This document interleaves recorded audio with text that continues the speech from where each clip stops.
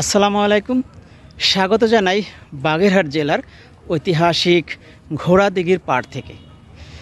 এই ঘোড়াদিঘির অনেক জায়গা জুড়ে অবস্থিত।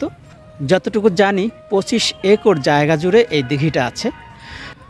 এক পাশে আছে 60 গম্বুজ মসজিদ আর অপর পাশে এই ঘোড়াদিঘি।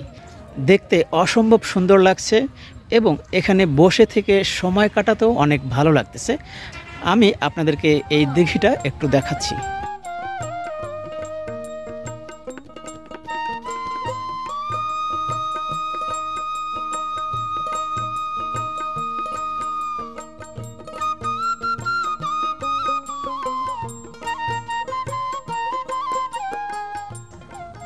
এখান থেকে জানতে পারলাম যে এই দিঘিতে 12 মাসেই পানি থাকে এবং এই দিঘির গভীরতা 25 থেকে 30 ফুট।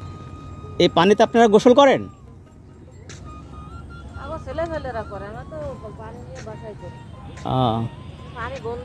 হ্যাঁ, একটু গন্ধ গন্ধ পাচ্ছি আর কি।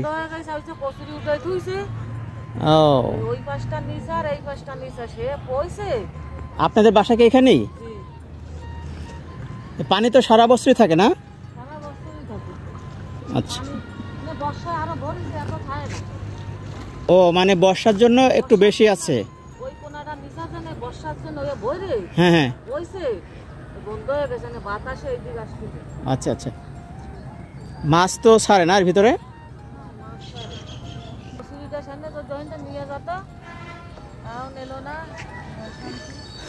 এখানে এক আন্টি আছে, ওনার কাছে জিজ্ঞেস করলাম যে এই পানিতে ওনারা গোসল করে কিনা। ওনারা বলল যে আগে এক সময় এই পানিতে গোসল করত এবং এই পানি গোসল করার উপযুক্ত ছিল, কিন্তু বর্তমানে কচুরিপানা এবং অন্যান্য অপচনশীল কিছু দ্রব্যাদি ফেলার কারণে এই পানি অনেকটা গন্ধ হয়ে গেছে, যার জন্য ওনারা গোসল করার কাজে আর এই পানি ব্যবহার করে না। তারপরও ছোট ছোট ছেলেমেয়েরা এই পানিতে সাঁতার কাটে এবং গোসল করে। আর আমি লাল শাপলা দেখতে পাচ্ছি, আপনারা স্ক্রিনে দেখতে পাচ্ছেন কিনা জানি না।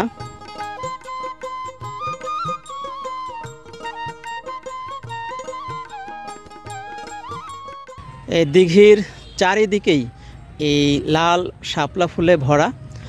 আর এখন যেহেতু বর্ষাকাল, এর জন্য পানি একটু বেশি, কিন্তু যখন শীতকাল হয় তখন এর পানি কিছুটা কমে যায়।